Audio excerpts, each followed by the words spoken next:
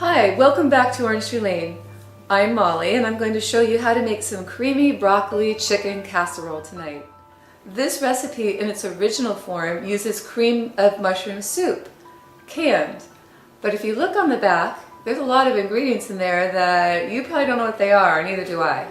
So I'm going to show you how to just throw together a couple of easy ingredients to make your own creamy kind of gravy to go over this chicken, and you're going to love it. And I hope you've had a chance to read the weekly special and give some thought to fiber and all the amazing health benefits of fiber. That's table leg number 2 for the 4 table legs of Orange Tree Lane.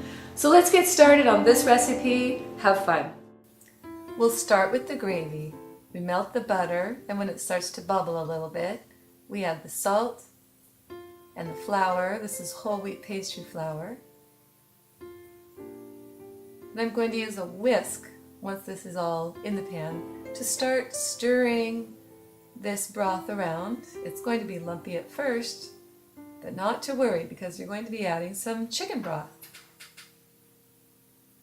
Now you want to add the chicken broth just a little bit at a time and then stir a lot in between to smooth out all the lumps. I'm going to have to turn the heat down just a little bit because it was steaming too much. So I add a little more. You can see it's getting thicker and more volume. And don't worry, it's lumpy at first, but as you stir it will smooth out. And then finally I've put all the rest of the chicken broth in. And as it simmers, it will thicken up quite a bit. So a good way to start out your recipe is to get all of the ingredients out on the counter so you're not running back and forth to the refrigerator while you're trying to read the directions.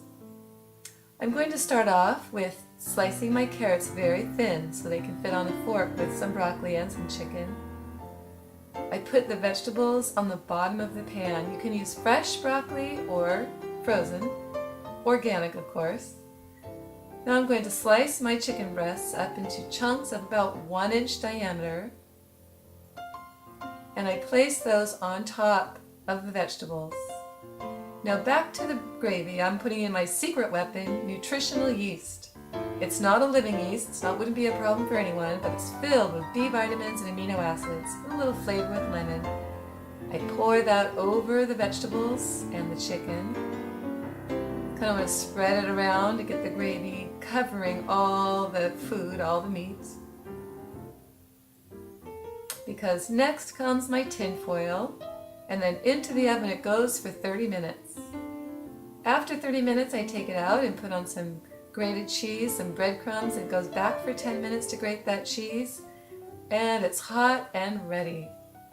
Now that wonderful gravy that's left after you're done eating this meal, you've got to save it in a Ziploc and put it in a future soup as part of the broth. It'll be rich and full of flavor. Now this is something to come home to. Creamy broccoli and chicken casserole.